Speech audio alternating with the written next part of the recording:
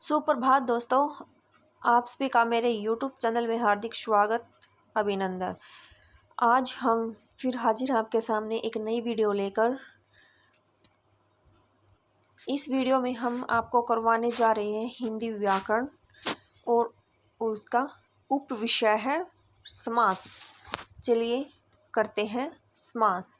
सबसे पहले हम करेंगे समास की परिभाषा कि समास होता क्या है। समास कम से कम शब्दों में अधिक से अधिक अर्थ प्रकट करना ही समास कहलाता है। देखो दोस्तों कि कम से कम शब्दों और उनका जो अर्थ है वो बहुत ज़्यादा निकलता हो उसे समास कहते हैं। जैसे कहते हैं ना, गागर में सागर भरना, यानी कि थोड़े में बहुत ज़्यादा कह देना। ठीक है, ये होता हमारा समास, कम से कम शब्दों में अधिक से अधिक अर्थ प्रकट करना। ठीक है, इसमें क्या है, समास में कम से कम 2 पद होते हैं। 2 पदों का योग तो बहुत ज़रूरी है। ठीक है, 2 पदों का होना बहुत ज़रूरी है वहाँ पे समास में।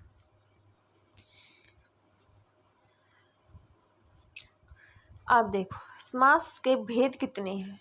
हाँ, पहले बात ये, समास में 2 पद होते हैं। पहला जो पद है वो पूर्व पद और दूसरा पद है उत्तर पद। पहले पद को पूर्व पद कहा जाता है। जैसे कि हम लेते हैं पूजागर। ये पूजागर एक शब्द है।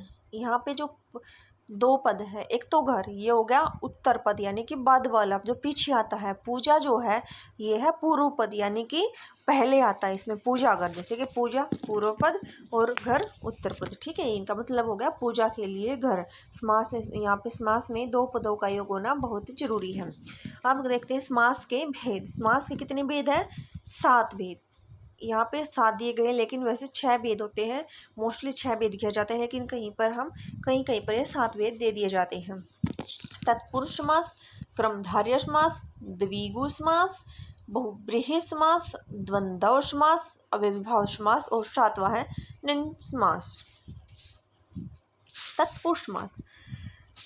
तत्पुरुष समास कौन सा होता है? जिस समास में यानी कि उत्तर पद प्रधान होता है और दोनों के बीच का कारक चिन्ह लुप्त हो जाता है।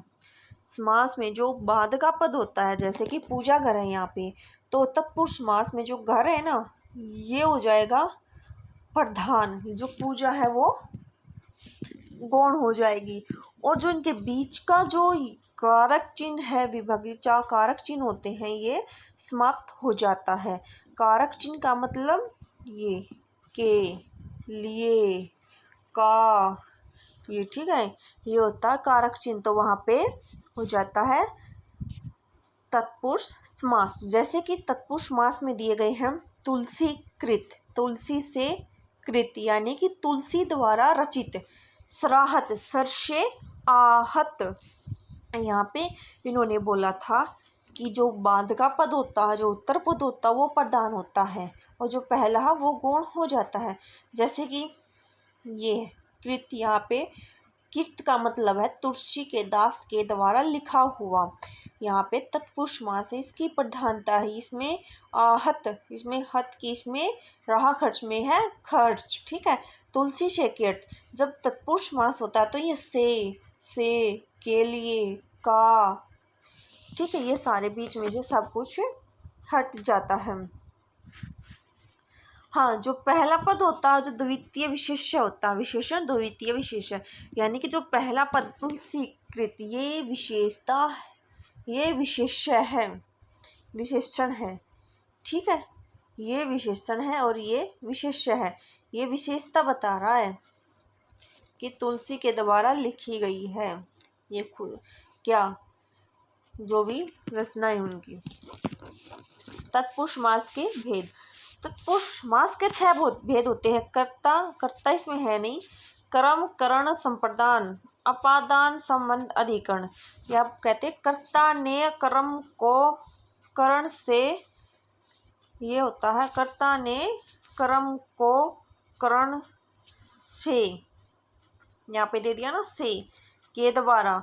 अच्छा, करण से या के द्वारा आ जाएगा। संप्रदान के लिए, अपादान से, हाँ देखो, और का के ये संबंध में अधिकरण में और पर, जैसे कि यहाँ पे दिया गया है कि संबंध तो होगा, जैसे कि दोनों का संबंध बताता है। अपादान से, अपादान का मतलब होता है से कम, अपादान में भी से और कर्ण से भी। तो यहाँ पे जो अपादान में से आता है उसका मतलब उससे अलग होना। जैसे कि पेड़ से जो भी पत्ते गिरते हैं, पत्ते का पेड़ से गिरना, वो वहां पे उससे अलग हो रहा है पत्ता, ठीक है। तो यहाँ पर आ जाएगा अपादान कारक, क्योंकि पत्ता पेड़ से अलग हो रहा है। जो चीज जिससे अलग होती है, अलग होना अपादान। हाँ, करण से, वहां भी से आएगा। करण से उसका मतलब है के द्वारा से, यानी कि राम ने अपने बाण से, राम ने अपने बाण से वाली का वध किया। जैसे कि हथियार के द्वारा उसका, उस चीज का प्रयोग करके किसी का वध करना या कुछ कार्य करना, ठीक है। तो वहां पे आ जाएगा से। करण, कर्ता ने कर्म को करण से, अपादान से, अपादान का वहां पर आएगा जहां पर दो चीजें अलग हो रही हैं। और करण में होता है के द्वारा, मतलब से आता है उस हथियार के द्वारा उसने उस कार्य को किया, किसी का वध किया या कुछ और किया, ठीक है। वहां पे आ जाएगा से। अब देखते हैं, ये हो गया कर्म। कम क्रम तत्पुरुष समास, इसमें कर्म कारक की विभक्ति, कर्म कारक की विभक्ति को का लोप हो जाता। कर्म कारक क्या होता है कि जो कर्ता, तो जो करने वाला, कर्म जो कार्य है, जो कर्ता जो कार्य कर रहा है उसे कर्म कहते हैं। जैसे कि कर्म, कर्ता ने कर्म को यहाँ पे विभक्ति है, कर्म कारक में को विभक्ति का लोप हो जाता है। जैसे स्वर्ग प्राप्त, स्वर्ग को प्राप्त, यहाँ पे विग्रह है, लेकिन जब समस्त पद बनाया तो को समाप्त कर दिया गया और यहाँ पे स्वर्ग प्राप्त आ गया, ठीक है। कष्टापत्र, कष्ट आपत्र, कष्ट को प्राप्त, ठीक है।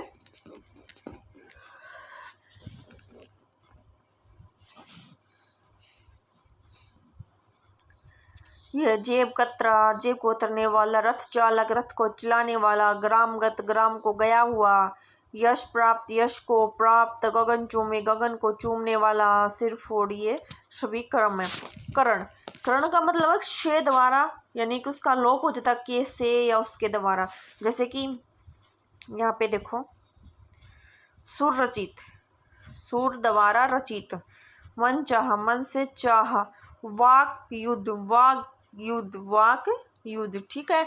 यहाँ पे उस मतलब वाणी से युद्ध किया, वो अपने आचार से कुशल है, तुलसी से कृत, कपड़े से छना हुआ, मोह से मांगा हुआ, ठीक है। यहाँ पे करण कारक है। संप्रदान, संप्रदान की विभक्ति के लिए, देश के लिए, विद्यालय के लिए, हथकड़ी के लिए, पुत्र के शौक के लिए, स्नान घर के लिए, यज्ञशाला के लिए, दान दिया, देशभक्ति की, देशभक्ति के लिए अपने प्राण न्यौछावर कर दिए, विद्यालय के लिए, विद्या के लिए अल्ल, ठीक है। अपादल से अलग होना, जलहीन, जल से हीन, पाप से मुक्त हो जाना, बिल्कुल उससे अलग हो गया, यहाँ पे अलग होना, ठीक है। काम से जीत रोने वाला, मतलब काम से दूर भागता, उससे अलग होता है। संबंध में मतलब दो चीजों का संबंध दिखाया जाता है, जैसे कि ग्रह का स्वामी, विद्यापति, विद्या का पति, विद्याभ्यास, विद्या का अभ्यास, पराधीन यानी कि दूसरों के अधीन। अधिकरण में, अधिकरण का में विभक्ति होती है में। तो जैसे कि नरोत्तम, नरो में उत्तम, पुरुषोत्तम, पुरुषों में उत्तम, गृह प्रवेश, गृह में प्रवेश, ये हो गया अधिकरण। कर्मधारय समास, ये हमारे 6 थे तत्पुरुष। कर्मधारय समास देखो, जिस समास का उत्तर पद, जो बाद वाला पद होता है अक्षर में, जैसे कि पूजा घर है, पूजा घर में जो घर था वो उत्तर पद था, ठीक है। तो यहाँ पे आ जाता है, जो उत्तर पद प्रधान होता है। पूर्व पद व उत्तर पद में उपमान, उपमेय अथवा विशेषण विशेषण का संबंध हो, वहां पर कर्मधारय समास कहलाता है। जैसे कि कर्ता तत्पुरुष को ही कर्मधारय कहते हैं। इनकी पहचान है, विग्रह करने पर दोनों पद के मध्य में जो केशमान आते हैं, जो केशमान आदि आते हैं, ठीक है, इसके नवयुवक, नव है जो युवक, पीताम्बर, पीत है जो वस्त्र यानी कि अंबरों के, कर्मधारय तत्पुरुष के भेद होते हैं 4। विशेषण पूर्व पद, विशेष्य पूर्व पद, विशेषणोभय पद, विशेषोभय पद। विशेष कितने होते हैं? 4 विशेषों, विशेषण पूर्व पद, विशेष्य पूर्व पद, विशेषणोभय पद, विशेषोभय पद। अब विशेष्य पूर्व पद, इसमें पहला पद विशेषण होता है, जैसे पीत अंबर, पीतांबर, नीली गाय, नीली गाय। पहला जो वस्त्र है ना, पहला जो शब्द है, वर्ण है, पद है, वो विशेषता बताता है। ठीक है। विशेष्य पूर्व, पहला पद विशेष्य होता है। इस प्रकार के सामासिक पद अधिकतर संस्कृत में मिलते हैं। विशेषणोभय पद, दोनों पद विशेषण होते हैं। नीला भी और पीला भी, तो ठंडा भी गर्म भी। लाल पीला भूला बुरा, दो चरकत किया भी किया, छोड़ दिया। विशेषता पूर्व पद, इसमें पहला पद विशेष्य होता है। इस प्रकार के सामासिक पद अधिकतर संस्कृत में मिलते हैं। विशेषणोभय पद कर दिया, विशेष उभय पद, दोनों पद यानी कि विशेष्य होते हैं। कर्मधारय तत्पुरुष के समास, उपमान कर्मधारय, उपमति कर्मधारय और धार्य। उपमान ये छोड़ो, ये काम के नहीं है, ये बस देख लेना। द्विगु समास, द्विगु समास का मतलब मोटी सी पहचान है, संख्यावाची होना। जिस भी शब्द में पहला अक्षर, जिस भी शब्द में किसी संख्या का बोध हो जाए। सप्तसिंधु, दोपहर, अष्ट सिंधु, अष्टांग, पंचनद, पंचमुख, नवोदश, ये सभी पंचतत्व, दो पंजाब, दोआब, अच्छा चौराहा, तिराहा, पंचराहा, जहाँ भी संख्या आ जाए वहाँ पर द्विगु समास होता है। ठीक है। फिर आता है हमारा द्विगु भी दो होती बेटा, समाहार और उत्तर प्रधान द्विगु। समाहार का मतलब होता है इकट्ठे होना, जैसे कि पंचवटों का समाहार यानी कि पंचवटी। और उत्तर प्रधान द्विगु होता है मदो व्यथात उत्तर प्रधान होता है। दो प्रकार के हैं बेटा, या उत्पन्न के अर्थ में दो माँ का द्वैमातुर या दुमाता, दोस्तों के मेल से दो सकते। ओके। बहुब्रीहि समास में आए पदों को छोड़कर जब किसी अन्य पद के प्रधानता, बहुब्रीहि का मतलब कि जहाँ पर प्रथम पद पर दोनों पद गौण हो जाते हैं, जो तीसरा पद आता वही प्रधान होता, तीसरा पद प्रधान होता माना जाता है। इसमें प्रथम जो पद पहला और दूसरा है, ये पद प्रधान नहीं होता, वहाँ पे द्विगु मतलब बहुब्रीहि समास होता है। जैसे प्रधानमंत्री, मंत्रियों में जो मंत्रियों में प्रधान है जो, पंकज, पंक में पैदा हो जो। ठीक है।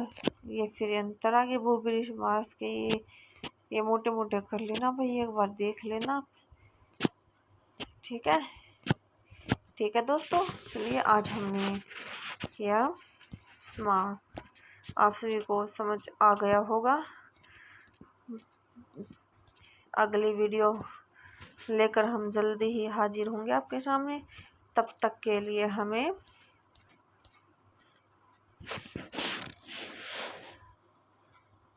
विश्राम दें।